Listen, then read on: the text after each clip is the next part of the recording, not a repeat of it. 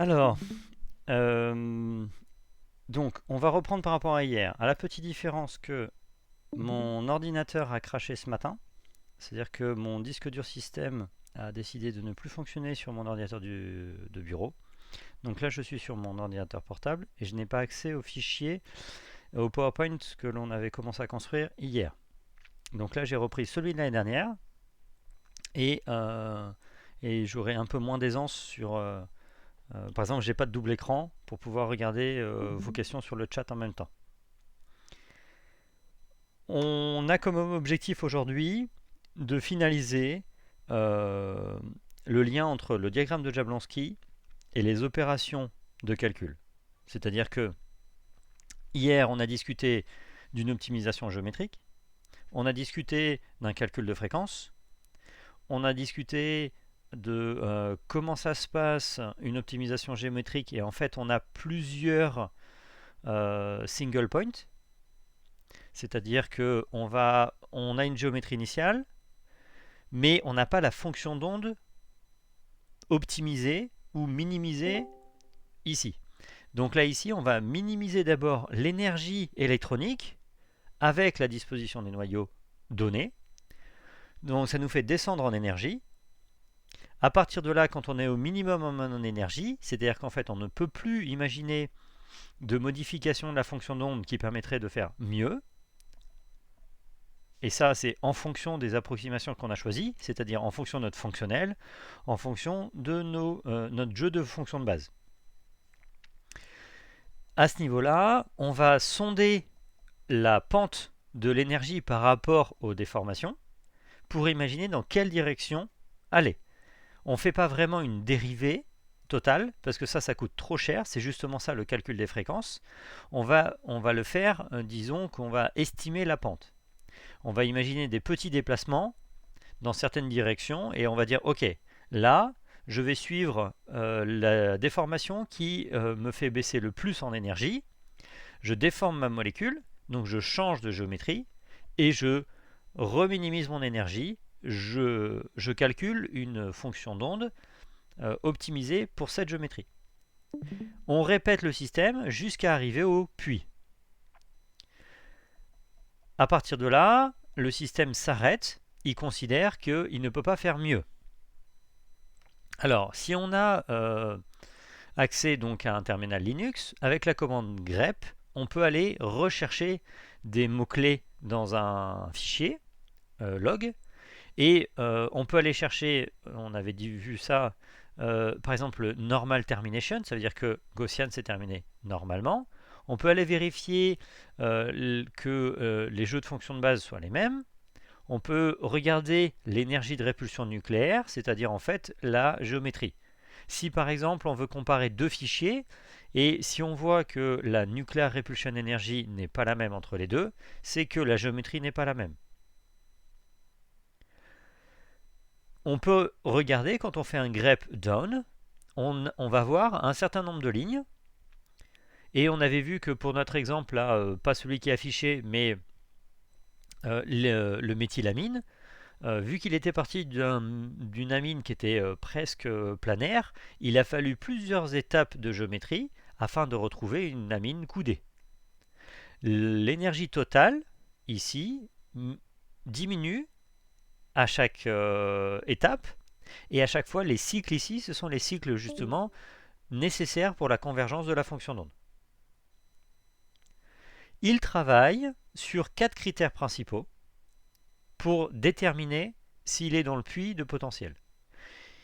Il va travailler sur les forces ressenties entre les noyaux, c'est-à-dire qu'il va essayer de vérifier que les liaisons en fonction de la taille des noyaux ne sont pas trop courtes et donc ne génèrent pas une contrainte trop forte. C'est ce premier critère qu'il minimise généralement en premier. Et alors, il le fait d'abord en version max et RMS. C'est-à-dire qu'en fait, il va faire la moyenne des forces qui diminue et la plus grande des forces, parce que si jamais il y a une liaison qui est effectivement un peu plus instable, c'est-à-dire par exemple 2 carbones particulièrement proches, par exemple, ça génère quelque chose qui est haut en énergie. Il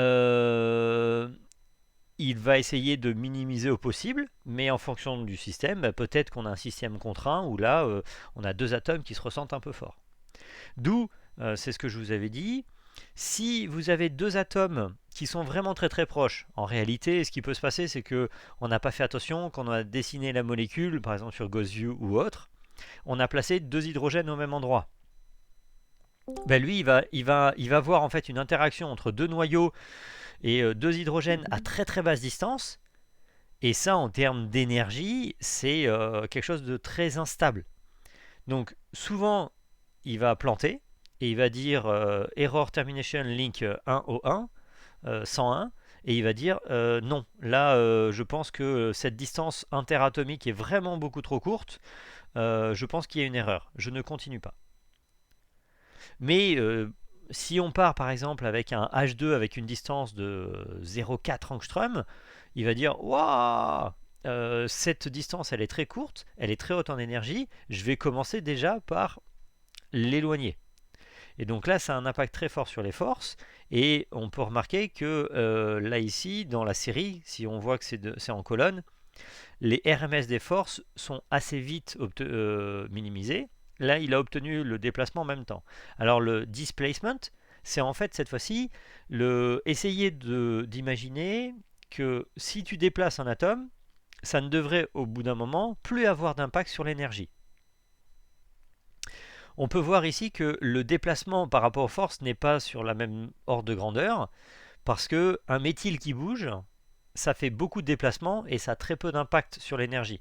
Donc il y a une certaine tolérance par rapport aux forces, et parfois, quand vous avez un système avec des méthyles, il est possible qu'il n'arrive jamais à obtenir d'être en dessous des valeurs seuil pour les déplacements.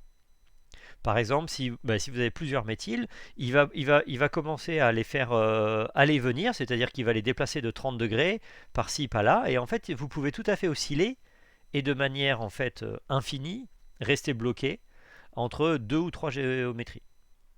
Alors, normalement, il y a des valeurs limites de géométrie, hein, c'est-à-dire que c'est un peu comme pour le cycle SCF. Passer une centaine de géométries, il va dire je n'y arrive pas, je m'arrête. D'où ici, il n'y aura pas de normal termination, il y aura une error termination. Et souvent, quand c'est un problème de géométrie dont il pense que c'est peut-être correct mais pas parfait, il peut mettre des fois une erreur sur le link 9999. C'est-à-dire qu'en réalité, il a tout fait, mais il n'est pas sûr de lui, dans le sens où il n'a pas, par exemple, convergé sur les 4 critères, donc il sait qu'il n'est peut-être pas vraiment sur un puits, mais il n'arrive pas à faire mieux. Donc là, on est juste sur la partie OPT. Nous avions discuté après du fait que nous pouvons regarder les fréquences. C'est-à-dire que si on a des fréquences, un calcul de fréquence, soit déjà c'est dans la même keyword, enfin c'est dans le même log, c'est-à-dire que on a mis OPT-FREQ, d'où il va faire optimisation et il enchaîne de suite sur le fréquence. On peut tout à fait aussi le laisser finir l'OPT, vérifier ce que ça donne et lui dire ok, a priori c'est bon, tu peux lancer les fréquences. Et en fait, on peut lui donner, via le fichier binaire, le CHK, on peut lui donner les résultats qui restent de l'OPT, c'est-à-dire en fait la géométrie convergée, la fonction d'onde convergée, les bases et tous les paramètres ou presque. Dès lors, quand on fait ça, on peut vérifier, et c'est mieux de le faire, qu'il s'agit bien de la même géométrie. Donc là, quand on regarde le Nuclear Repulsion Energy, dans l'OPT il y en a plusieurs, puisqu'en fait il a fait plusieurs géométries différentes. Et la dernière correspond à celle que l'on a donnée aux fréquences. Si vous trouvez des géométries différentes entre deux logs, alors que vous attendez à la même molécule, il y a un problème. Au-delà de la géométrie, l'énergie totale doit être la même. C'est-à-dire que la fonction d'onde doit être aussi la même. Et là, quand on regarde le SCF done, c'est-à-dire la convergence de la fonction d'onde, donc c'est l'énergie qui dépend de ta fonctionnelle et ton jeu de fonction de base et qui prend tout en compte. Électrons, noyaux, tout. Et là, ici, on a quelque chose qui est de moins 2997,0581429 artri. Donc si vous voulez ça en électronvolts, vous multipliez par moins 27,21. Et c'est une énergie énorme parce que dedans, il y a tout, l'énergie de la molécule. C'est pas l'énergie de la HOMO, c'est l'énergie de toute la molécule, tous les électrons, etc. Et dans le fréquence, vous avez de nouveau la même énergie. Alors, on lance le fréquence pour faire quoi? Pour vérifier notamment si toutes les vibrations sont positives. Si là, la première vibration, elle est à moins 64 cm-1, ça veut dire que, pour une raison ou pour une autre, il n'est pas tombé sur un minimum global, mais il est tombé sur un état de transition. Ça peut être parce que y a un élément symétrique qui a été bloqué, ou ça peut être aussi parce que vous cherchez un état de transition. C'est-à-dire que quand on fait de la réactivité, on peut tout à fait calculer, alors là un exemple qui se fait assez souvent, c'est vous faites une SN2 et on va calculer le réactif, le produit, et on va calculer le carbone à 5 pattes, et on va lui dire attention, je cherche un état de transition, donc c'est une version de l'OPT un peu particulière, et dans ce cas-là, il ne va plus chercher un minimum global, il va chercher un extrémum local. C'est-à-dire, en gros, c'est minimum sur tout, sauf sur une direction. Et donc, pour la SN2, c'est cette fameuse distance entre le carbone et les deux substituants qui viennent ou qui repartent. Et là, il y a une vibration où, grosso modo, ils sont asynchrones. Il y en a un qui doit se rapprocher quand l'autre part et vice-versa. Et en fait, cette vibration-là, c'est ce qui est en train de se passer dans ta liaison. C'est-à-dire que plus il y en a un qui arrive, plus l'autre il doit partir. Mais comme c'est un équilibre, on est à un moment donné à une vibration qui est négative, mais qui pourrait, si elle se fait, faire gagner de l'énergie. Si jamais vous avez des fréquences très petites, genre moins 10 cm-1, moins 5 cm-1. Alors en règle générale d'ailleurs, moins 5 cm-1, voire moins 10, je crois qu'il ne le met même pas dans la liste. Parce que c'est une impression numérique, une imprécision numérique. C'est-à-dire que comme il fait son calcul, il place les électrons dans des grilles, et en fonction de la qualité de ta grille, en fonction de la qualité de ton compilateur, en fonction de la qualité de tes intégrales qui sont discrétisées, c'est-à-dire coupées en petits morceaux dans l'espace, quand tu fais la somme de tout ça, eh ben, tu enchaînes des valeurs petites, et des centimètres-1, c'est petit en énergie, c'est très petit. On en était là. On avait commencé à dessiner ce que ça donnait, donc ça je ne l'ai pas, mais on va directement repartir sur le diagramme de Jablonski. Un diagramme de Jablonski, souvent il est représenté comme ça. Vous avez le ground state et les fréquences de vibration. Et en fait, pour l'instant, on a ça. C'est-à-dire qu'on a calculé le trait noir le plus bas, plus les niveaux de vibration.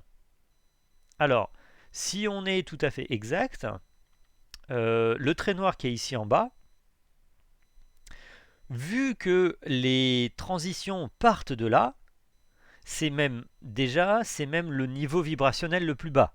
C'est-à-dire que ici, on peut se poser une question. Quand tu fais ton calcul sans prendre en compte les fréquences de vibration, il n'y a pas du tout de vibration. C'est-à-dire que tu es dans un état où aucun atome ne bouge. Et cet état n'existe pas en réalité. Quand tu fais les fréquences de vibration, tu as en fait un niveau de vibration électronique, atomique, qui fait que dans la molécule, même à 0 Kelvin, il y a toujours de la vibration. Et à ce niveau-là, c'est ce qu'on appelle l'énergie au point zéro, parce qu'à 0 Kelvin, il y a toujours cette énergie-là vibrationnelle. Si on dessine un diagramme de Jablonski comme ça, en partant avec les flèches qui partent du trait le plus bas, ce trait le plus bas, en fait, c'est déjà normalement un niveau vibrationnel, qui est le ZPE. Puis, tous ces traits au-dessus, c'est le passage à un niveau vibrationnel excité dans une des vibrations ou plusieurs vibrations.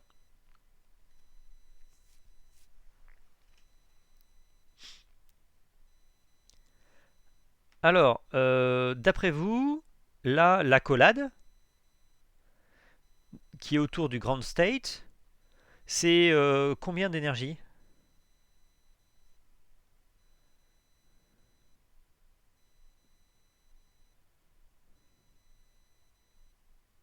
Comment ça, le nombre de niveaux vibrationnels? Oui, alors, est-ce qu'on vous a déjà dit à peu près combien de, en niveau d'énergie, là, en quantité d'énergie, cet écart-là, cette accolade, il prend de place? Puisque souvent on dit, bah, en fonction de l'écart et tout, il peut se passer des choses, mais est-ce qu'on vous a dit déjà à peu près ça, ça fait combien en énergie, cette partie-là? C'est-à-dire le nombre de traits. À partir de quand tu t'arrêtes en fait, au niveau vibrationnel? Et c'est une valeur à la louche, hein, parce que bien sûr ça dépendra de chaque molécule. Mais C'est grosso aux modo, alentours de 1000 ou 1500 cm moins 1, non? est-ce que vous êtes d'accord les autres?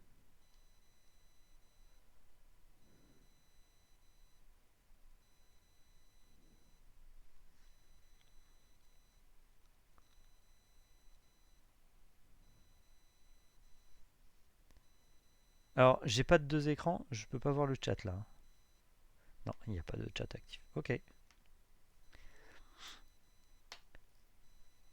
Alors, euh, c'est pas 1500, c'est plus.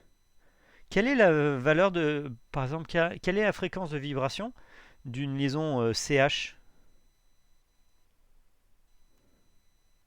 De l'alentour de Oui, un peu 200. moins de 3000. de 3000 cm-1? Ouais. Donc, ce qui veut dire que déjà, quand tu fais vibrer des CH, tu génères déjà un gap énergétique d'environ 3000 cm-1. En dessous de 1000-1500, c'est ton squelette qui vibre. Les CO, c'est 1700. D'ailleurs, elles sont intenses, donc il y a même des combinaisons ou des harmoniques, d'où à 3000, 3500, il y a encore pas mal de vibrations. On peut considérer que toutes ces plus intenses là, elles ont des harmoniques. La probabilité est plus faible, mais grosso modo, c'est possible, où tu peux combiner les plus intenses et tu peux imaginer arriver jusqu'à 6-7000 cm-1. 8000 cm-1, c'est grosso modo c'est un électronvolt, hein, à peu près. Ce qui veut dire que si ton gap, enfin si l'énergie entre ton ground state et ton S1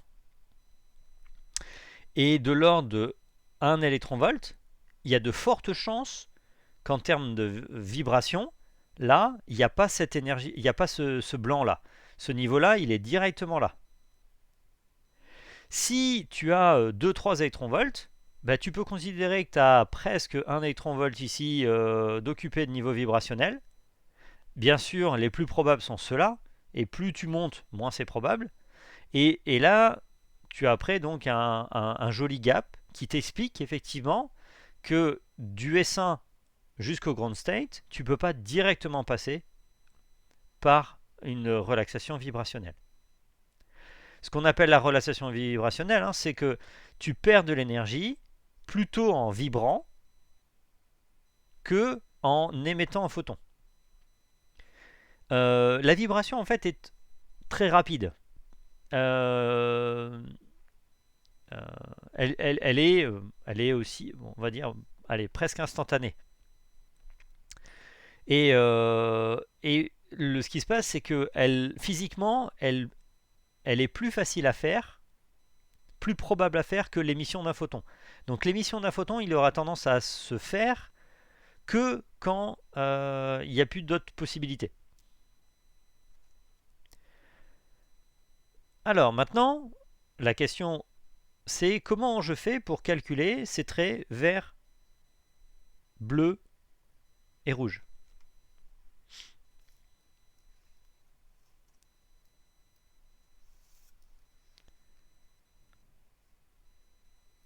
En chimie théorique, comment on fait pour calculer ça?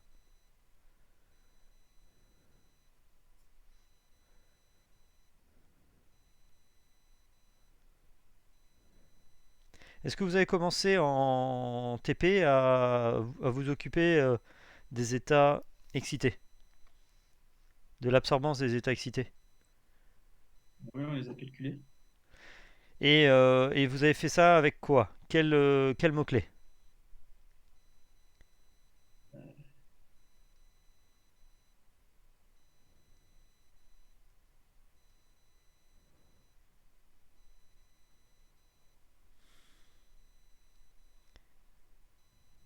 Et il n'y a pas que... C'est pas avec Ah, N-State. Ah, de- Alors, end state, ok. Donc il y avait une keyword end state, d'accord, qui était là. En fait, c'est une sous-keyword au passage. Et C'est end TD. state, c'est quoi? Ouais, TD. Ok, donc on a une keyword qui s'appelle TD et end states à l'intérieur. Et qu'est-ce que vous aviez mis comme end state, par exemple? On a mis 5. 5, ça correspond à quoi?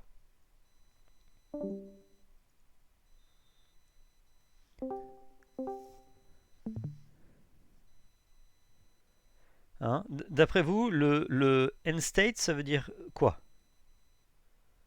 Qu'on a calculé les états excités que sur 5 niveaux.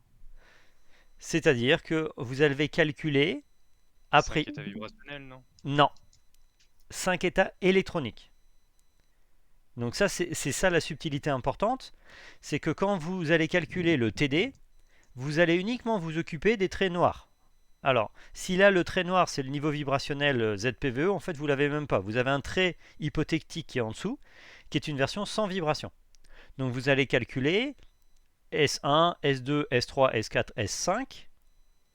Si par défaut votre ground state est un singulate, un singulé en français, voilà, vous allez calculer des états singulés.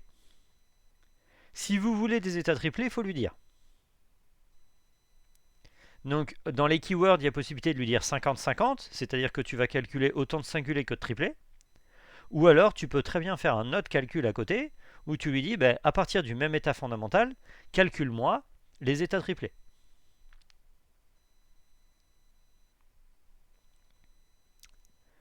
Ok, donc là ici, on a le trait noir, on a les traits de niveau des fréquences là de l'état fondamental, on a les niveaux d'énergie des états excités mais sans la partie vibrationnelle. Ça veut dire que là, formellement, on pourrait dire que c'est de ce trait là jusqu'à ce trait là et de ce trait là jusqu'à ce trait là. On n'a pas ça. Qu'est-ce qu'il faut que je calcule pour avoir ça?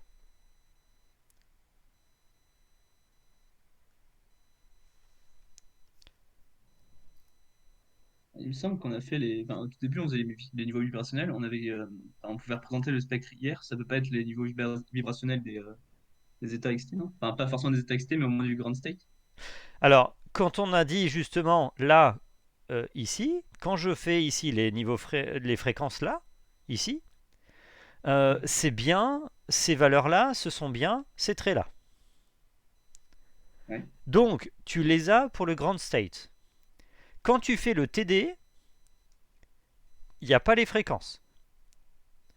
Donc, pour avoir ces traits-là, il va falloir faire quoi? Et il faut rajouter le calcul de fréquence. Enfin, le frec. Il faut faire les fréquences de l'état excité. Mais qu'est-ce qu'on a dit hier concernant un calcul de fréquence?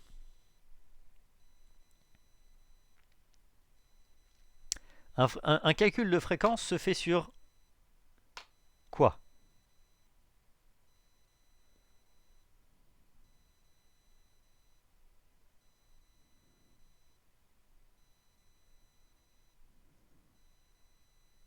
Bah, il se fait sur une géométrie donnée, non? Oui, et je vous avais dit, le mieux c'est même que cette géométrie, elle soit comment? La plus bas. Enfin. Un minimum local, hein, faut qu'elle soit stable. Il faut que cette géométrie soit relaxée, c'est-à-dire en fait optimisée. Pour l'état fondamental, ça veut dire qu'on soit le plus bas possible. Or, là, ça veut dire que non seulement il va falloir faire les fréquences sur l'état excité, Mais il va falloir faire les fréquences sur l'état excité optimisées, c'est-à-dire rechercher la géométrie la plus stable pour ton état excité. Et ça, c'est Showtime. Je vais vous montrer sur 2 diapos juste après. Donc là, c'est un petit rappel sur l'échelle de temps. Pour une absorbance, on est dans un 10-15 secondes, c'est-à-dire dans l'instantané. La relaxation vibrationnelle, la conversion intersystème, c'est-à-dire en fait le passage d'un état vibrationnel à un autre ou d'un état électronique à un autre via des vibrations, c'est très rapide, 10-14, 10-11 secondes. Au bout d'un moment, quand le processus est fini, il y a une fluorescence. Donc déjà d'une part, la durée de vie de la fluorescence, c'est pas tant le mécanisme d'éjection du photon qui prend du temps, c'est qu'elle se passe après avoir fini entre guillemets la conversion interne et la relaxation vibrationnelle. D'où vous avez peut-être entendu parler de la règle de Kasha qui dit qu'il y a des missions que depuis le premier état excité. Et ça, c'est pas tout à fait vrai. Il y a des exceptions entre guillemets à la règle de Kasha parce que c'est pas une règle. Ce qui se passe, c'est que quand tu as atteint un niveau électronique, le plus bas, tu es le plus bas possible en termes vibrationnels et électroniques, et qu'il y a un gap avec celui d'après. Donc là aussi, on imagine qu'en fait, on est au S3, mais qu'entre le S3 et le S2, il y a un gap en énergie. Et bien, en termes vibrationnels, il ne peut plus passer à S2 et à S1, donc il est bloqué, donc il va pouvoir émettre. Donc ça arrive qu'on a des molécules assez complexes où il y a 2 types d'émissions différentes, et donc les deux, ça ne peut pas être du S1. Ce qui se passe, c'est qu'il y a un fragment de la molécule qui émet avec son niveau électronique et vibrationnel le plus bas possible, et l'autre, c'est un autre niveau électronique qui est peut-être plus haut, mais qui ne peut pas passer de l'un à l'autre par conversion interne et relaxation vibrationnelle. Dans la partie conversion interne et relaxation vibrationnelle, ce qui peut se passer, c'est qu'il va des fois changer le spin. C'est-à-dire qu'il va y avoir un changement de la propriété de spin, on va passer à un état triplé, souvent plus stable, mais dont la probabilité maintenant de se désexciter du triplet au singulier est formellement nulle en mécanique quantique et un petit peu possible grâce à des chocs, grâce à en fait des vibrations moléculaires qui vont casser la symétrie et à un moment donné vont permettre de se désexciter en même temps de changer l'état de spin. On appelle ça donc de la phosphorescence, et comme la probabilité est très faible, ça donne une durée de vie très longue.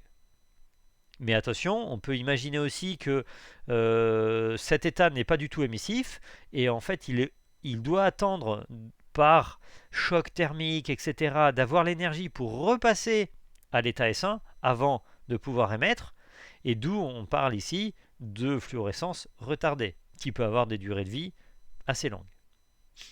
Le problème de ces diagrammes, c'est que justement, quand on fait un diagramme comme ça, on ne prend pas en compte la surface d'énergie potentielle. Si on veut prendre quelque chose d'un peu plus complet, mais alors ça devient plus dur à représenter, et puis là c'est un peu idéalisé. Quand on a une molécule complexe, on n'a pas juste une coordonnée de réaction avec un seul puits, dans une seule direction. Mais imaginons que là on est dans un minimum global. Ici, là, c'est le niveau vibrationnel le plus bas, c'est-à-dire que toutes les fréquences sont au niveau le plus bas. Puis, ici, tu vas commencer à exciter une ou certaines vibrations. Et là, on est à la distance d'équilibre. Beaucoup de molécules présentent ce qu'on appelle un déplacement de Stokes. C'est-à-dire qu'entre l'émission et l'absorbance, il y a un décalage. Parce que justement, quand il va émettre, il ne sera plus à la géométrie de l'état fondamental, mais il se sera diminué en énergie, c'est-à-dire qu'il absorbe en énergie, là, il passe à cet état vibrationnel, il descend à l'état vibrationnel, et en fait, en se désexcitant vibrationnellement, il va se rapprocher de la géométrie stable, ou en tout cas relaxée, c'est-à-dire la plus basse possible pour cet état électronique. Donc ici, si on imagine un cas absolument exagéré, ce serait par exemple l'éthène. Donc vous avez C2H4, l'orbital HOMO c'est la liaison pi, l'HUMO c'est la pi étoile. Si tu imagines un électron excité qui passe dans la LUMO, tu vas avoir population antiliante des électrons dans l'antiliante qui vont affaiblir la liaison pi. En fait, d'ailleurs, elle est même nulle puisque tu n'as plus qu'un électron liant pi, un électron antiliant, l'indice de liaison pi devient 0. Donc, à ce moment-là, les carbones vont s'éloigner. Donc ici, on pourrait imaginer que pour l'éthène, cette coordonnée nucléaire, c'est la distance carbone-carbone. Quand tu excites la molécule, tu vas arriver à un système où les carbones sont plutôt dans un type simple liaison, ils vont vibrer de façon avec une plus grande amplitude, et en vibrant, il va se rapprocher d'une distance d'équilibre supérieure à l'état fondamental. À partir de là, tu n'es plus à l'énergie la plus basse de l'état fondamental.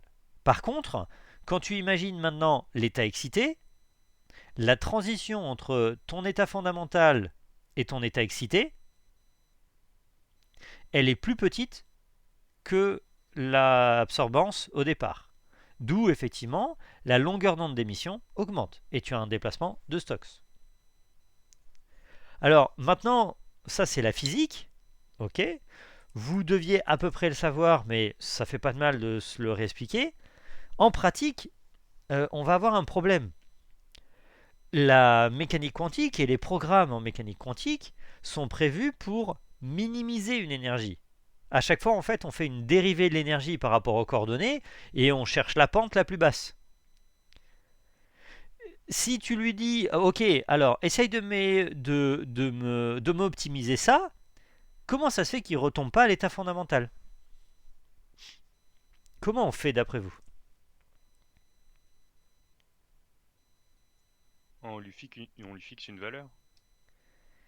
Ça peut marcher, mais ça veut dire que tu connais déjà la géométrie. C'est-à-dire que tu as déjà la réponse. Alors, je dois t'avouer que, déjà d'une part, on me le dit rarement, mais ça nous arrive de faire ça parce que on se doute des choses. Mais si tu veux que le système fonctionne, il faut quand même normalement lui donner une certaine liberté. Mais ce qui peut nous arriver, c'est que tu peux fixer une distance. C'est-à-dire que tu peux lui dire, moi je sais que l'état excité, il a telle distance, en fait, je fixe cette distance et tout le reste, tu es libre. Ça s'appelle une optimisation sous contrainte. Elle n'est pas entièrement relaxée. Donc tu n'auras pas, ça t'empêchera de revenir ici, et potentiellement on pourrait imaginer que tu as un peu de chance et tu tombes là. Mais c'est pas comme ça qu'on va faire.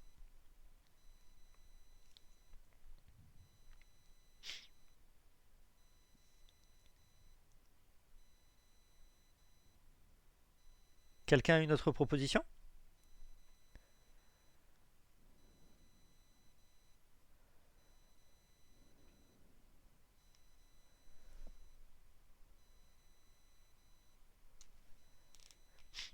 Alors, un indice. Les programmes sont bêtes et méchants. Eux, ce qu'ils savent, c'est minimiser quelque chose. Donc il faut que tu penses à transformer ton problème pour lui dire de chercher à minimiser quelque chose.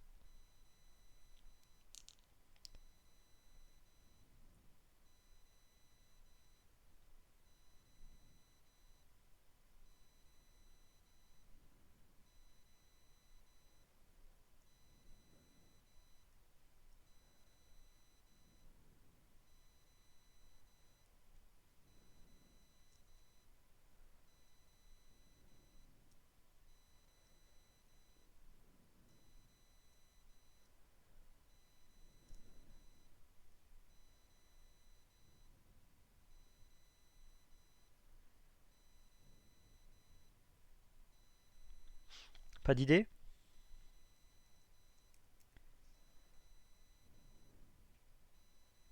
C'est la sieste? Non, pas d'idée. Alors, dans le diagramme, il y a quelque chose qui diminue quand même.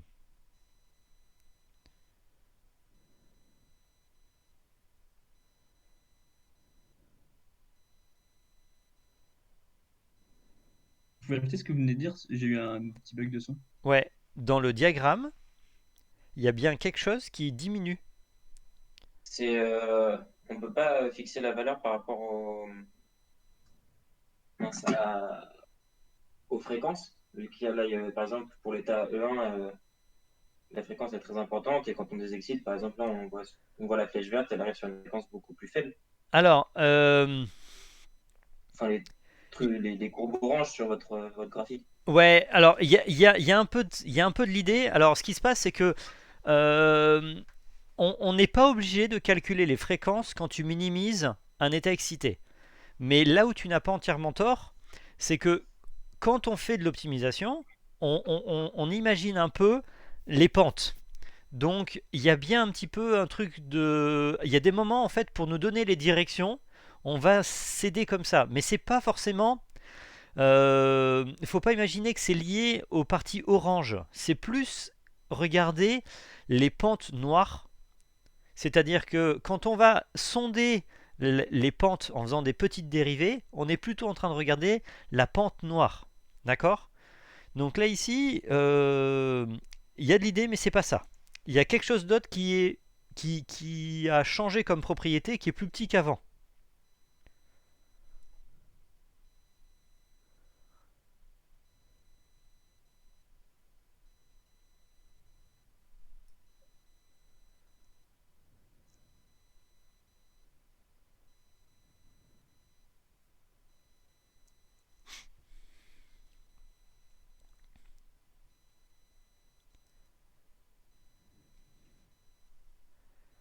Ce que l'on fait, c'est que on va coupler un calcul TDDFT et une optimisation.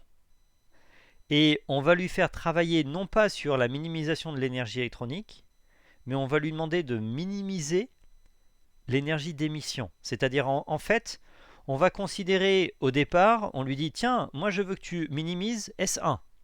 Et ce qu'il va faire, c'est qu'il va travailler sur la valeur de la flèche bleue pour considérer, en fait, il va changer la géométrie de l'état fondamental pour aller dans une direction où la flèche d'émission, elle est plus petite que la flèche d'absorbance. Et quand nous, d'ailleurs, on calcule l'émission, en réalité, on calcule de l'absorbance, mais en version je suis ici et je monte vers là. C'est-à-dire que c'est la même intensité, c'est pareil, mais dans l'idée, en fait, on est juste en train de minimiser l'absorbance entre une géométrie de S1, enfin, quelle serait la géométrie de l'état fondamental qui permettrait d'avoir un bon déplacement de Stokes. On ne lui dit pas je veux tel déplacement de Stokes. Hein. On part juste du principe que à l'état optimisé de S1, tu ne peux pas avoir une énergie d'émission plus grande que l'énergie d'absorbance. C'est-à-dire que là, tu ne peux pas avoir une flèche bleue plus petite et minimiser un état excité. Si ta géométrie elle change pas du tout, bah là tu as un système qui est par exemple très rigide et il y a très peu de déplacement de Stokes, ou alors ton système il est flexible et on peut imaginer que au contraire en changeant radicalement d'énergie tu vas impacter ton émission et donc forcément tu vas diminuer.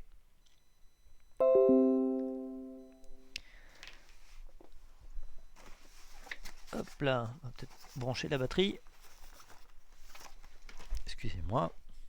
Il manquerait plus que il tombe en rade et j'aurai plus rien. Alors, donc là ici, le problème c'est que ainsi, il va falloir à chaque étape de géométrie, quand on optimise l'état excité, on va devoir faire un calcul en TDDFT. C'est-à-dire qu'on doit calculer les états excités et vérifier qu'on est dans la bonne direction, imaginez une nouvelle géométrie et c'est reparti. Donc optimiser un état excité, c'est aussi long que faire autant de TDDFT pour chaque étape de géométrie. D'accord, hop là. D'où optimiser un état excité, c'est long. Honnêtement, c'est vraiment long.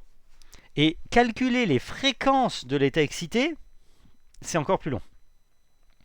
C'est probablement ce qu'il y a de plus long en termes de calcul là pour notre niveau. Mais c'est obligatoire si tu veux la forme vraiment de la structure fine. C'est-à-dire que pour calculer ce genre de forme, vous avez quoi comme système là calculé là actuellement? C'est vous qui choisissez votre chose. Vous êtes étalonné sur quoi? Ah non, c'était de la protonation. C'était sur la pyridine ou un truc comme ça? Ouais, c'est ça. Pyridine et pyridine protonée. Ok, et vous allez faire... vous n'allez pas faire d'émission là? Vous n'allez pas faire de... Bon, ok. Donc là, ici, c'est ce qu'on appelle la structure vibronique. Si... Donc, Moi, oui, je confirme qu'ils font pas d'émission. Hein. d'accord. Mais même... Voilà, très bien. Donc, pas d'émission, pas de structure vibronique. Vertical. Voilà. Donc, pas de structure vibronique cette année. On verra ça l'année prochaine, en fonction de ce que vous faites dans vos projets. Mais si on prend un système qui est un peu rigide, du style naphthalène, anthracène, etc., vous avez en fait des bosses qui ne sont pas dus à plusieurs états excités électroniques, mais ils sont en fait dus à des couplages entre fréquences. C'est-à-dire que si je reprends la diapositive juste avant, quand tu es à cet état vibrationnel, en pratique, en physique, tu ne peux pas retomber sur une zone où il n'y a pas une partie vibrationnelle. C'est-à-dire que si tu tombes là, c'est pas possible. Puisque là, en fait, ta fonction d'onde, elle est nulle. Donc tu ne pourras pas faire de 0 à 4. Ici, tu ne pourras pas vraiment faire de 0 à 0, puisqu'ils sont trop loin et il n'y a pas de recouvrement. Ça, physiquement, ça veut dire que les noyaux ne sont pas exactement au même endroit de l'espace et que ton couplage entre ton électron et ta vibration moléculaire n'est pas du tout adapté. Il y a des moments, il y a des positions atomiques qui ne correspondent pas à une bonne répartition électronique. Et en fait, quand tu vas considérer ton énergie à une géométrie donnée, eh ben, ta couverture électronique, elle va préférer certaines positions atomiques, certaines vibrations, etc.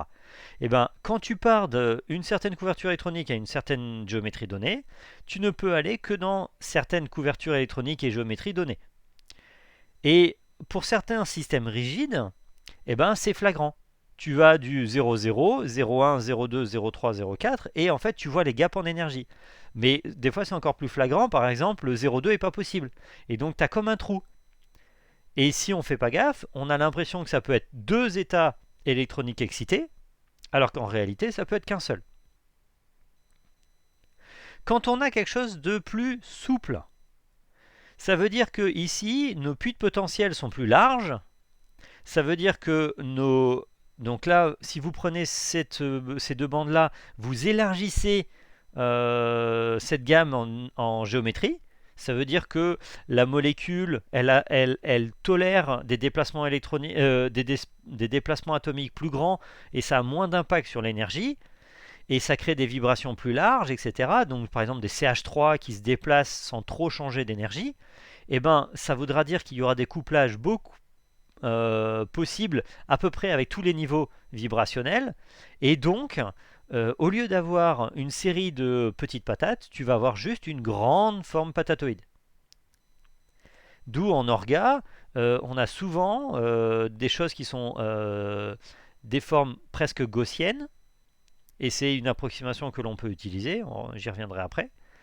Et on n'a pas tout le temps besoin de calculer le couplage vibrationnel. Vibrationnel. Hop là. Bien.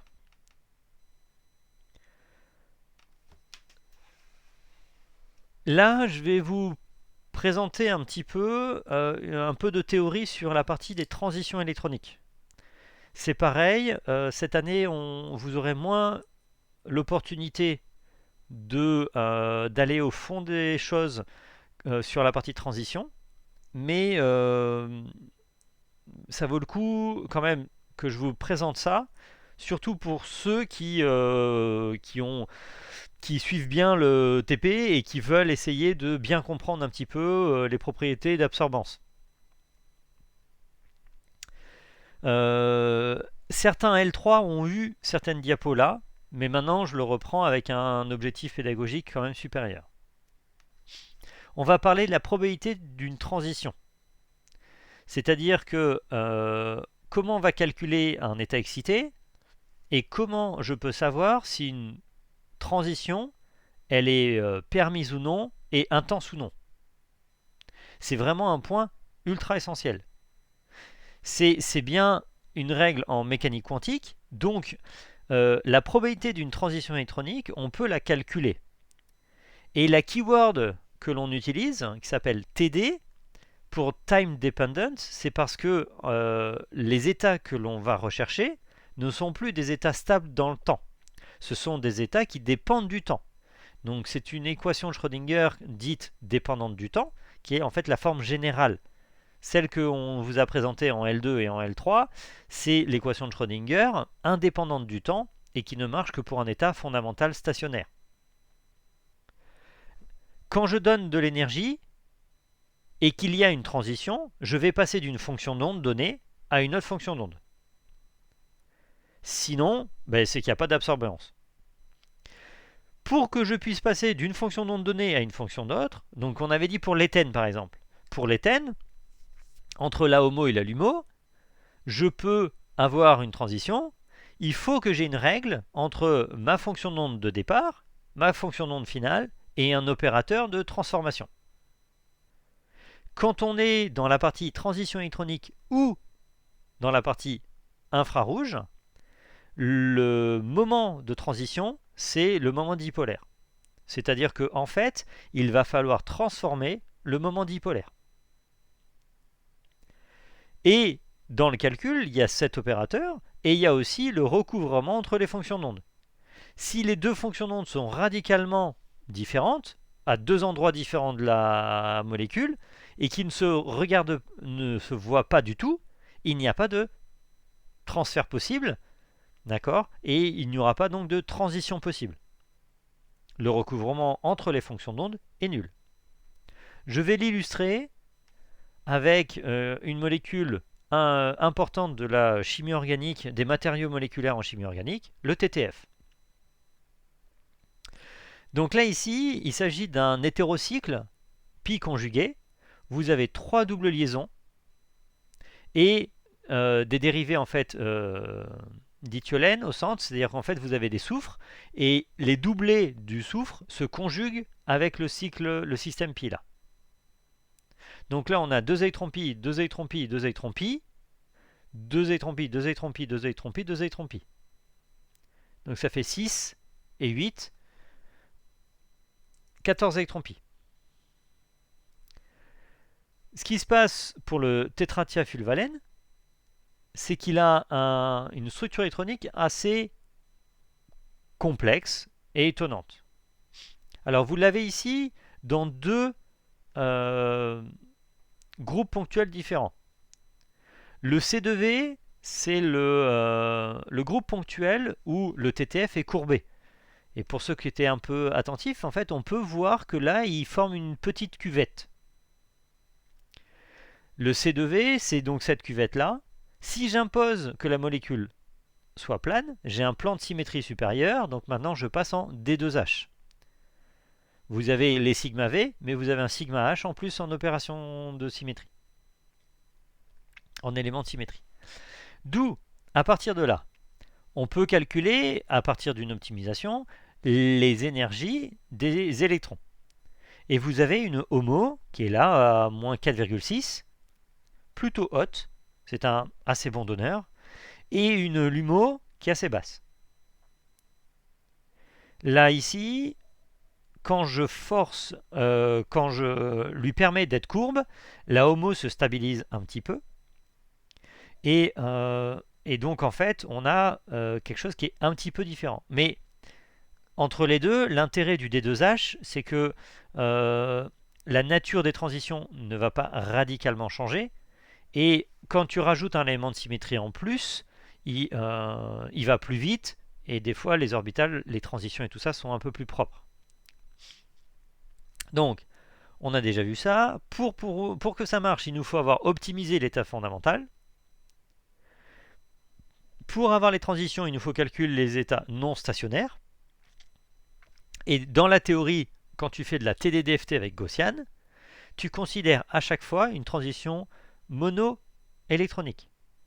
C'est-à-dire que c'est l'équivalent d'un électron qui s'excite.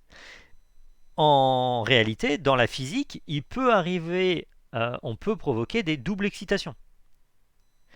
Pour une molécule simple comme le benzène, le spectre théorique TDDFT du benzène, il n'est pas tout à fait... Enfin, il semble moins bon qu'un spectre expérimental que parfois d'autres simulations. Et c'est parce que dans le benzène, il y a une bande qui correspond en fait à l'excitation de 2 électrons.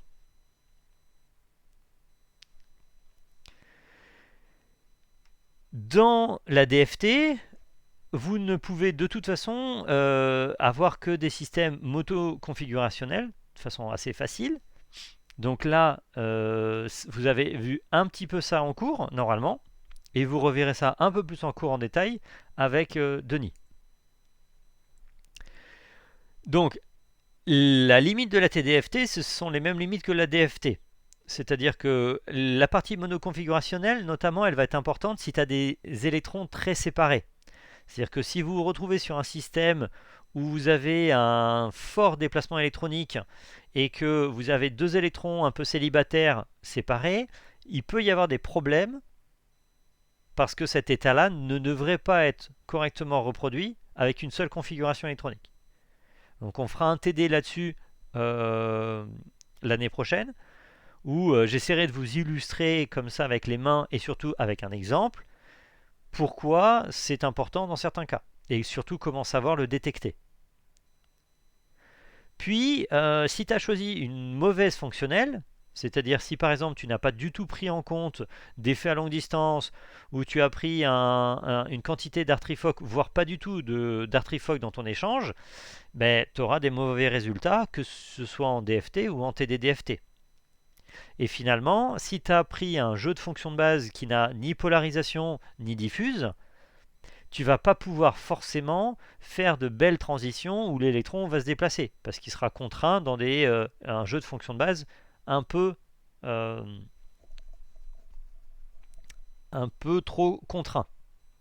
Et si tu prends des fonctions de base qui sont très étendues, le calcul va mettre un temps fou à se faire, et voilà, ta thèse elle sera finie, que tu n'auras même pas fini tes calculs. J'exagère un petit peu parce que nos machines sont assez rapides maintenant et donc on a tendance à se faire plaisir sur les jeux de fonctions de base, mais voilà. Si tu fais de la quadruple de zeta avec des P, des D, des F et des G en orbital polarisé, vraiment ça prend beaucoup de temps, même pour des petits systèmes.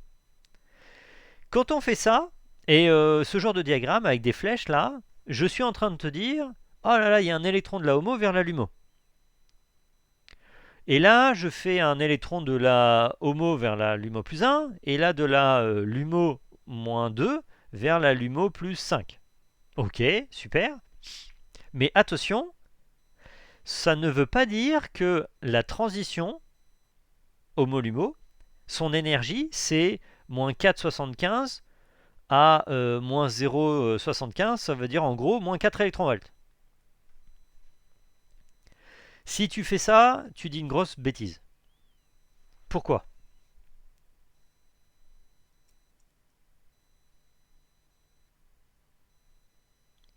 Ça marche pas bien.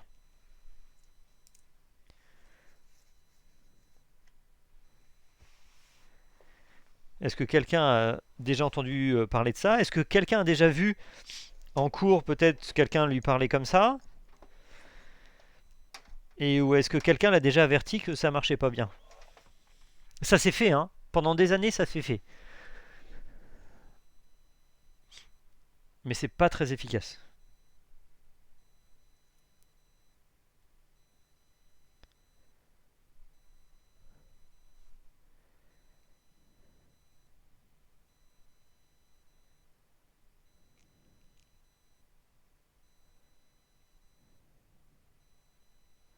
Qu'est-ce qui peut se passer pour expliquer que quand tu fais la transition, eh ben, ça correspond pas à cette différence d'énergie. Souvent, si tu prends une famille de composés similaires, tu auras la tendance. C'est-à-dire, si tu prends un TTF et tu lui mets des systèmes donneur-accepteur,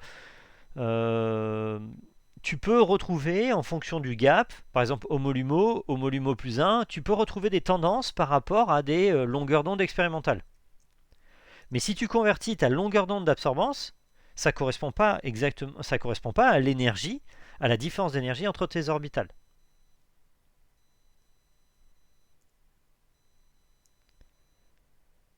Il y a un mécanisme physique qui est pris en compte dans le calcul que l'on oublie et néglige quand on fait juste cette différence entre les orbitales.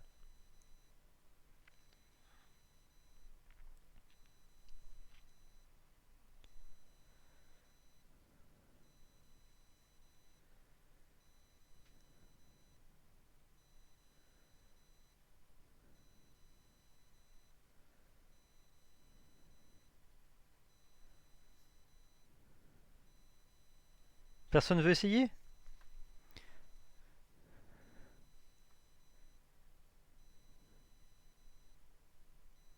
Mais je vois pas du tout en fait. Enfin, je vois pas ce que. Alors peut-être que en fait ça vous serait même pas venu à l'idée de faire la différence entre les orbitales, mais si je dis que la transition c'est une transition homo-lumo, on aurait pu se dire que dans ce cas-là, l'énergie entre la homo et la lumo, là les moins 4 électronvolts, ça correspond à la longueur d'onde. Donc je convertis 4 électronvolts en longueur d'onde et je devrais tomber sur la longueur d'onde de la bande. Et en fait, non. Alors on pourrait me dire, ah ben c'est pas la bonne transition, mais c'est même pas ça la question. Même quand tu sais que c'est cette transition-là qui se passe, l'énergie de la transition n'est pas la même chose que la différence d'énergie entre les orbitales. Qui est-ce qui peut faire changer les choses là-dedans?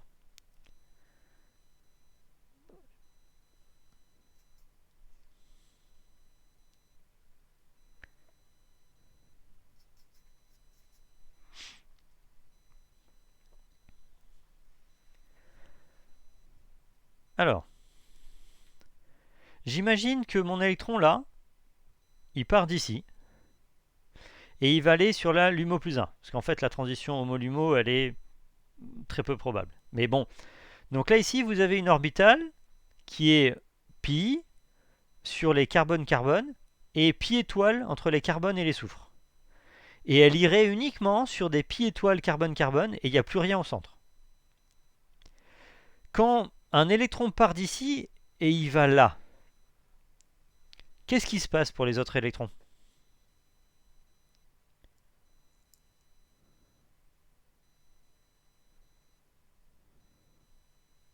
Bah, les autres électrons, ils se réarrangent. Oui, et alors par exemple, pour ceux qui sont, c'est très bien, pour ceux qui sont en plein milieu là, qu'est-ce qui leur arrive? Ils ont plus d'espace pour bouger, quoi. Ben, il y a un électron de Moins moins, de répulsion électronique. Hein. exactement. Ils se sentent tout de suite libérés d'une certaine répulsion électronique, alors que là où ils arrivent, dans les carbones extérieurs, au contraire, il y a les électrons qui sont là, qui eux voient arriver un électron en plus en antiliant, et ça fait plus de répulsion, etc. Donc il y a des parties de la molécule qui gagnent en énergie, des parties de la molécule qui perdent en énergie. Cette réorganisation électronique, elle est instantanée. Instantanée. C'est-à-dire qu'elle est aussi rapide que ton absorbance. Quand ton électron excité, il arrive dans la LUMO plus 1, ce n'est plus la LUMO plus 1 avec l'énergie de l'état fondamental. C'est une nouvelle orbitale qui a une autre énergie, qui a la tête de la LUMO plus 1, mais dont l'énergie a changé, et tous les autres électrons ont aussi vu leur énergie légèrement changer. Quand on fait la différence, là, entre S0 et S1, ça prend en compte, déjà expérimentalement, mais même en théorie, quand tu fais le calcul en TDDFT, tu prends en compte cette réorganisation électronique instantanée. Et c'est pour ça que la TDDFT, c'est beaucoup plus propre. Donc si jamais un collègue expérimentateur vous dit on va calculer le gap homo-LUMO et on va imaginer la longueur d'onde de la bande, vous pouvez dire mais tu sais, avec des calculs TDDFT sur des systèmes de cette taille-là, ça devrait être jouable, ça nous permettrait de dire peut-être des choses physiquement plus cohérentes. Si vous pouvez essayer de faire passer ce message-là doucement, gentiment, ce serait gentil. Hein. Surtout qu'en plus, il y en a plusieurs qui font ce genre de choses encore plus tarabiscoté, c'est-à-dire qu'ils font de la voltammétrie cyclique avec le potentiel redox d'oxydation et de réduction, ils en déduisent l'énergie de la HOMO et de la LUMO, et à partir de cette énergie HOMO-LUMO, qui est le gap électrochimique, ils vont imaginer l'énergie de la longueur d'onde. Alors, pour des tendances, ça peut passer, mais physiquement, il y a des trucs qui m'embêtent. Déjà, d'une part, quand tu fais de l'électrochimie, c'est des millisecondes, souvent, même quand tu vas rapide en vitesse de balayage, ce qui veut dire que les noyaux ont eu le temps de se déplacer. Ça veut dire que tu n'es pas en train de sonder exactement des transitions verticales, tu es vraiment en train de sonder plutôt des affinités électroniques et énergie d'ionisation après réorganisation électronique et réorganisation géométrique. Donc ça, c'est pas rigoureusement la même chose. On peut imaginer des tendances, surtout si ton système il est rigide, mais s'il n'est pas rigide, tu risques de dire des bêtises. Monsieur? Ouais. En gros, c'est l'énergie perdue, plus ou moins, c'est la réorganisation des électrons et de l'orbital, c'est ça? Oui. Ok. Enfin, c'est pas l'énergie forcément perdue, la différence d'énergie. Dans certains cas, tu peux imaginer des transitions qui vont faire monter la répulsion à un endroit donné et ça va faire que c'est pas forcément plus petit. Mais on peut souvent avoir des transitions, des énergies de transition qui ont une énergie plus petite que le gap électronique. Oui. Ok.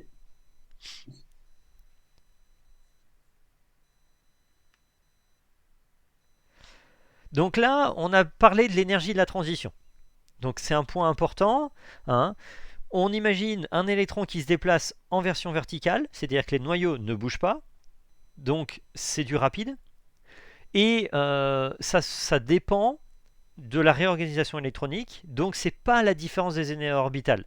Il faut vraiment faire le calcul en TDDFT pour imaginer la réorganisation électronique et donc quel est l'état S1. Et vous allez voir, dans vos résultats, il y a quelque chose de très notable là-dessus. Je vais d'ailleurs discuter de comment se présentent les résultats en TDDFT, et puis on aura terminé pour aujourd'hui. Donc, je vous ai dit que la règle de sélection, c'est j'ai une fonction d'onde initiale, j'ai un moment dipolaire de transition qui est un moment dipolaire, voilà, et j'ai une... enfin, c'est pas une densité, mais c'est une fonction d'onde finale. Donc là, si je considère mon TTF en D2H, vous avez déjà les règles de sélection. C'est-à-dire, ce que vous avez fait en infrarouge avec les groupes ponctuels et les représentations irréductibles, c'est le recouvrement entre les fonctions d'onde et le moment dipolaire. Vous avez par exemple ici, en D2H, la HOMO, elle est B3U, et le moment dipolaire dans une molécule en B3U est de type B1U, B2U, B3U. Puis les orbitales LUMO par exemple sont de type AG pour la LUMO ou LUMO plus 10, donc ça veut dire en fait plutôt dans le plan sigma, B1G pour LUMO plus 1, B2G pour la LUMO plus 3. Et en réalité, quand tu considères psi I étoile B3U et les trois directions de ton moment dipolaire et quelque chose qui est en AG, tu n'as pas de possibilité de transition. Quand elle est plane, en fait, il te dit qu'une orbitale qui est pi et sigma, il y a zéro recouvrement, tu ne pourras pas avoir de transition. C'est ce qu'il fait, mais il ne le fait pas forcément avec la table des caractères. C'est-à-dire que comme souvent, en fait, vous n'avez pas de symétrie, lui, il va réellement calculer le recouvrement entre tes fonctions d'onde. Le spectre en noir est un spectre expérimental. Le spectre bleu, c'est donc une modélisation en TDDFT des 2H. Donc là, j'ai pris PBE0, c'est l'équivalent d'une B3 LIP. Il y a un peu moins d'artrifoc et elle est plus adaptée pour tout ce qui est TDDFT. Et j'ai pris une fonction de base plutôt très très bonne qualité, QZVPP, c'est-à-dire une quadruple de zeta avec pas mal de polarisation. Quand je fais ça, j'obtiens rien là, c'est-à-dire que ma première transition théorique, elle est à 379, donc j'ai pas de bande là à 450. Cette bande-là, elle correspond probablement à celle-ci, et puis celle-ci, elle correspond à celui-là. Et là, ici, on a deux petites bandes, moi j'en ai qu'une.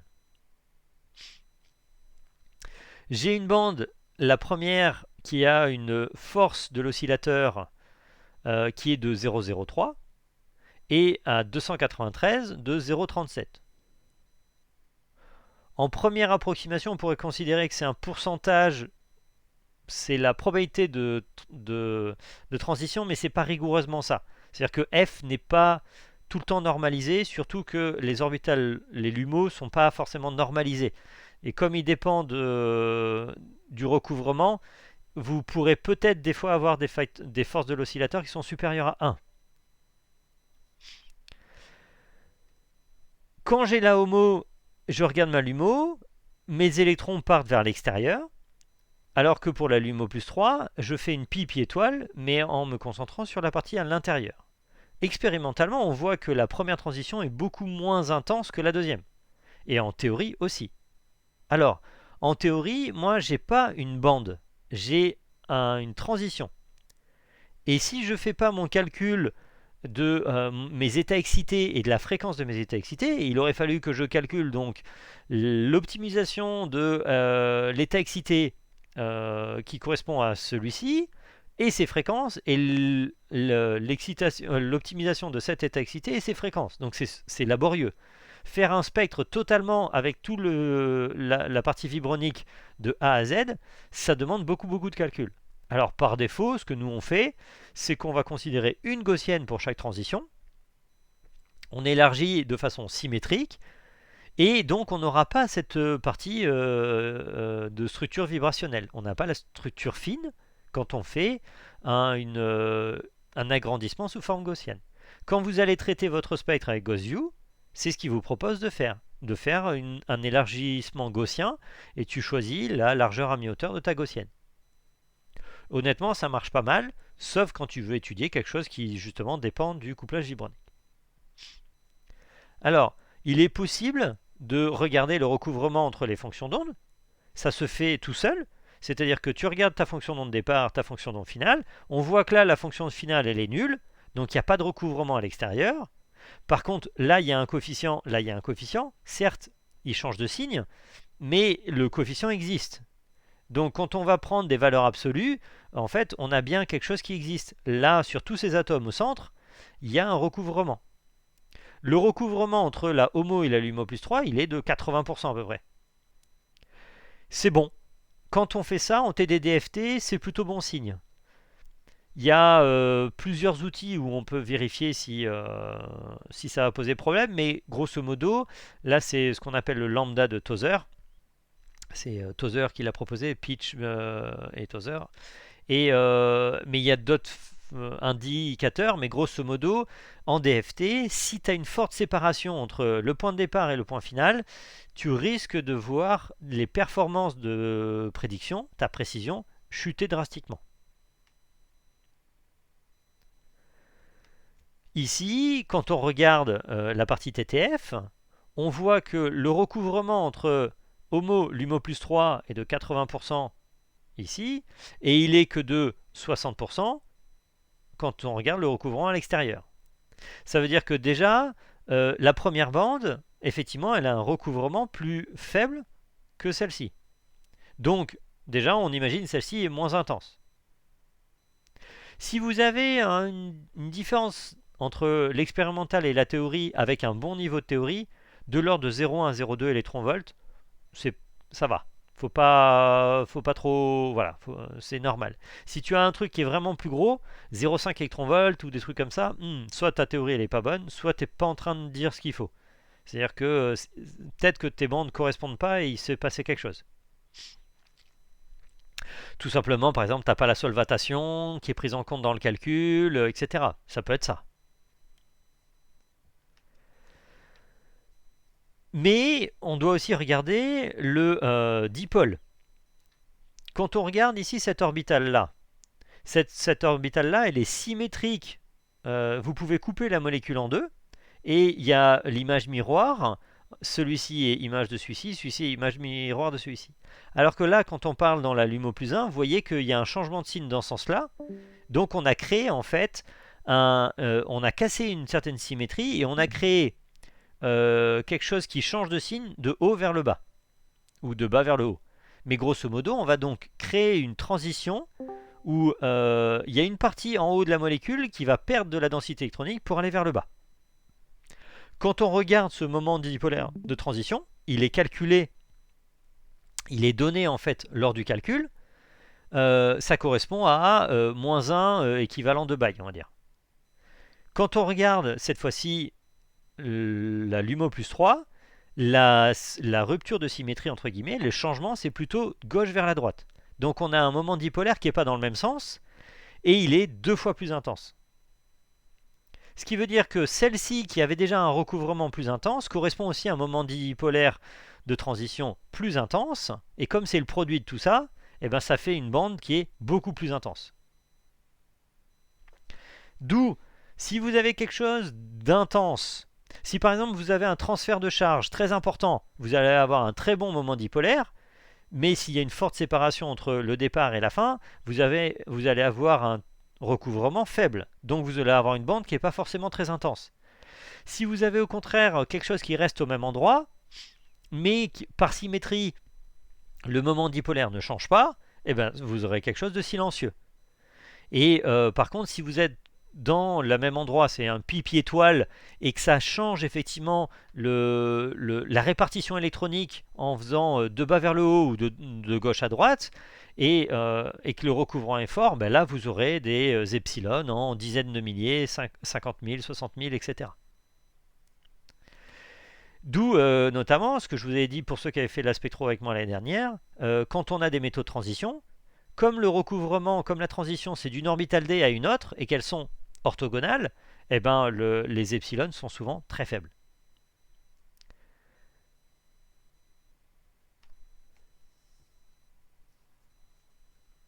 Deux diapos, et j'en conclus, comme ça je pourrais repartir après avec. Quand vous allez regarder des systèmes plus complexes, vous aurez des valeurs de longueur d'onde calculées, des forces de l'oscillateur. Donc par exemple 0, bah, c'est 0. 0,04 c'est un petit peu. 0,13 c'est pas mal. 0,26 c'est intense. Et vous avez des valeurs de HOMO-LUMO avec des pourcentages. Donc là on vous dit c'est une HOMO-LUMO à 98%. Ok. Et la deuxième, c'est une HOMO LUMO plus 1 à 80% et HOMO LUMO plus 2 à 12%. Et puis là, HOMO moins 1 LUMO 43%, HOMO LUMO plus 2 39%. Puis finalement, on peut avoir des trucs encore plus tarabiscotés où il y a 3, 4, 5 orbitales. Et ça peut être perturbant. Et il faudrait bien comprendre ce qui se passe. Il n'y a qu'un seul électron qui se déplace. Donc c'est pas un électron de la HOMO-1 qui va à la LUMO et un électron de la HOMO qui va à la LUMO plus 2. Et ce n'est pas 40% du temps celui-ci et 39% du temps celui-ci. Non. Ce qui se passe, c'est qu'il y a une réorganisation électronique importante et l'orbital final, c'est plus une orbitale de l'état fondamental. C'est-à-dire qu'il arrive dans une orbitale qui n'est pas une LUMO pure de l'état fondamental. Parce que là, quand il dit HOMO et LUMO, il est en train de te parler en fait des orbitales de l'état fondamental, celles qu'il a dans le calcul au départ. Et si en fait, quand il se déplace, il arrive à un endroit qui ne peut pas être une orbitale, enfin qui n'est pas une orbitale de l'état fondamental, il va dire non, en fait, j'arrive à un endroit qui est 43% de ma LUMO, 39% de ma LUMO plus 2. Si je fais ce mélange-là, donc là par exemple, je crois que je les ai reproduits, voilà, LUMO. Donc là en fait, ce qu'il fait, c'est que lui, il a ça, mais c'est pas entièrement ça, et c'est pas non plus ça. Il va me mélanger ça et ça pour fabriquer une orbitale qui est l'orbitale finale de mon électron. Et en fait, ce qui se passe, c'est qu'au démarrage, d'ailleurs, il n'a pas un mélange, il n'a pas un électron pile de ça. En fait, il va réorganiser mes électrons pour dire que celui qui voudrait partir, il est un peu dans le mélange de ces deux-là pour arriver là-dedans. C'est pour ça que sur certaines transitions, vous avez l'impression que ce sont des multiples transitions, mais il n'y a bien qu'une seule excitation électronique. En fait, vous allez écrire votre excitation comme une combinaison linéaire de transitions. Et donc la prochaine fois, la troisième séance, la semaine prochaine, je vous expliquerai comment on peut essayer de les comprendre, comment on peut essayer de les visualiser en une seule image, en faisant la différence de densité, et comment après, on va essayer de mettre ça en place quand on va changer les substituants. Qu'est-ce qui peut se passer, etc. Et on fera un tout petit peu d'interprétation, et puis ce sera fini pour cette année, pour ma part. Avant de vous écouter faire votre restitution. Est-ce que vous avez des questions? Non, ça va. Ça va? Je pense que c'est... Si, moi, monsieur, j'ai pas très bien compris juste la dernière diapo Yes. avec la HOMO-1, 40%, etc. Alors, tu vois, par exemple, là, c'est une transition qui a été calculée, où en fait, il y a trois... Enfin, c'est une excitation, et il y a trois transitions. Ce qui se passe, c'est que il ne peut plus écrire l'orbital de départ, l'orbital final de l'état excité, comme juste une orbitale de départ de l'état fondamental et une orbitale finale de l'état fondamental. C'est ce que je vous ai dit tout à l'heure, en vous disant, oh ben là ici, moi je trace mon trait, et je dis c'est HOMO vers LUMO, mais attention, je dois faire attention à l'énergie, et bien en fait, dans plusieurs cas, tu peux même plus mettre le trait, parce que c'est plus compliqué que ça. C'est-à-dire qu'en réalité, il y a un électron de ton état fondamental qui part à un état excité, et quand il arrive, cette orbitale d'arrivée, ce n'est plus une orbitale qui existe, ce n'est pas une orbitale qui existe dans l'état fondamental, c'est une combinaison linéaire d'orbitales. C'est-à-dire qu'en fonction de comment les autres se réorganisent, ils vont dire ah ouais attends, t'arrives ici et moi ça me plaît pas trop, s'il te plaît pousse-toi un peu sur les bords. Toute cette discussion, ouais. Notre orbitale finale, du coup, ce serait une orbitale qui n'existe pas à l'état fondamental à cause de la réorganisation des électrons Oui. Après l'excitation d'un seul. Oui. Ok. Et alors, ce qui se passe, c'est que c'est le mot après qui n'est pas entièrement juste. Parce que, en fait, la réorganisation se fait en même temps que la transition. Et donc, dès qu'il part, il est en fait ton exciton, il va ressentir le trou, il va ressentir les électrons, et tout ça se fait tout le temps à l'instantané. Ils vont à une vitesse phénoménale, c'est-à-dire que nous on dit que c'est du 10-15, c'est parce qu'en réalité en physique, on a à peine, on est à cette mesure de précision temporelle, mais dans plusieurs cas c'est plus rapide que ça encore. Donc, on aura en fait, tu as un processus qui est instantané, ton électron se déplace, il impacte tous les autres, et en fait, il se réorganise, et quand il arrive, eh ben, il est plus dans un endroit que tu peux décrire uniquement comme étant la LUMO. Donc là, ici, pour ce cas-là, ça va être 34% ta LUMO, 40% ta LUMO plus 2, et 12% ta LUMO plus 7. Et d'où... Mais on est Ouais, d'accord qu'au départ, on reste quand même sur une transition homo-lumo. C'est pas une. Là. Enfin, non. là, on a une réorganisation, mais au départ, on prend bien un autre électron de la homo qu'on met sur la lumo. Enfin, théoriquement. Ben non, ça dépend des cas. Là, par exemple, pour le TTF, la homolumo, elle a une force de l'oscillation qui est de 0, donc celle-ci, tu la vois pas. Ok. Oui, ok. Mais là, ici, par exemple, la première transition, tu vois, ici, c'est bien une homolumo 98%, mais elle a il a une force de l'oscillateur qui est de 0. Donc ici, là, tu as une bande qui est à 22 000, là, tu as une homolumo que tu ne vois pas. Et cette bande-là, ici, qui est principalement donc ces deux-là, la 347 nanomètres, 325 nanomètres, c'est des combinaisons linéaires où tu as un caractère homo qui est non négligeable, 50%, mais il y a aussi un caractère homo-1. En fait, le point de départ, c'est même un électron qui est finalement sur tout le système pi, qui est un mélange de ça, et qui arrive dans un mélange de ça. Ok. Donc là, si vous trouvez que ce genre de transition, c'est un peu galère à expliquer, eh ben je suis d'accord avec vous et je vous proposerai une solution la semaine prochaine. Ok. Bon, j'arrête C'est joli, hein. un peu de teasing là.